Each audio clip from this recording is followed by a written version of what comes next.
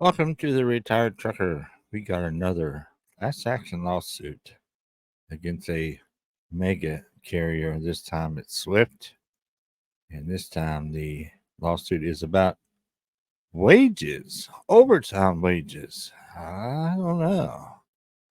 Well, I thought the federal thing cleared from trucking companies from paying overtime, but maybe it's the state thing. I'm not sure. This is out of Washington State, and a driver.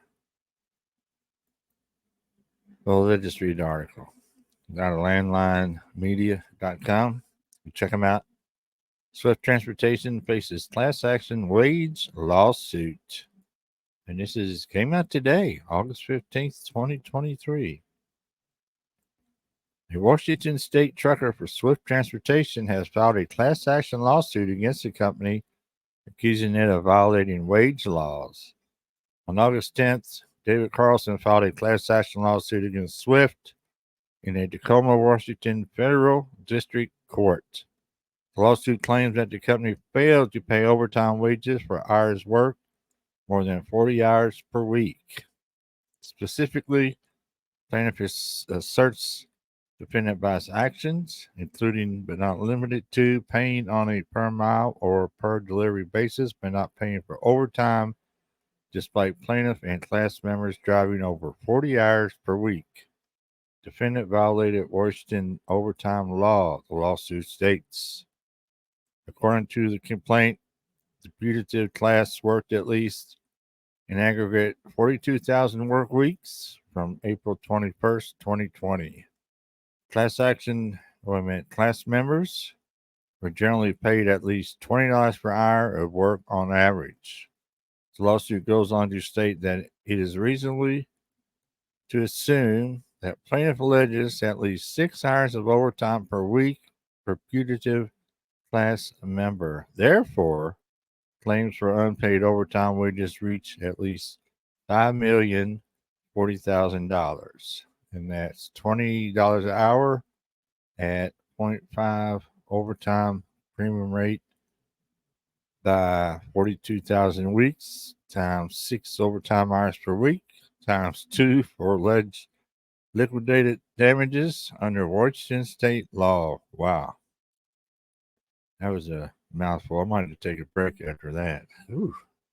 Actual average pay and number of work weeks worked may be higher. The Swift lawsuit does not specify how drivers accrued more than 40 hours of work each week. Last year, a federal court in California gave Swift Transportation and a class of nearly 20,000 drivers the green light to proceed with a settlement worth more than $7 million. The settlement put an end to the lawsuit that was filed nearly 13 years ago. Wow. Drivers alleged the carrier failed to pay them minimum wages or agreed rates for all hours worked, provide them with duty-free meal and rest periods, reimburse them for all necessary business expenditures and or losses incurred during the discharge of their duties, pay them with instruments that were immediately payable in cash, on demand, and without discount in California, furnish them with accurate itemized wage statements, timely pay them all wages due following separation of employment. Regarding hours worked, Swift Transportation drivers claim the carrier did not compensate for all duties, including driving miles in excess of the estimated miles for which they were paid. There you go. That's a big one. Performing pre and post trip inspections, fueling vehicles, waiting for dispatch to be issued assignments via onboard computer systems, hooking and unhooking empty trailers. In 2019, Swift Transportation agreed to a $100 million settlement in a class action lawsuit with nearly 20,000 truck drivers that accuse the company of misclassifying them as independent contractors. Well, there you have it, class action against Swift. The part I want to go over real quick, the one about the driving more miles than paid for. That was always a big thing in the industry.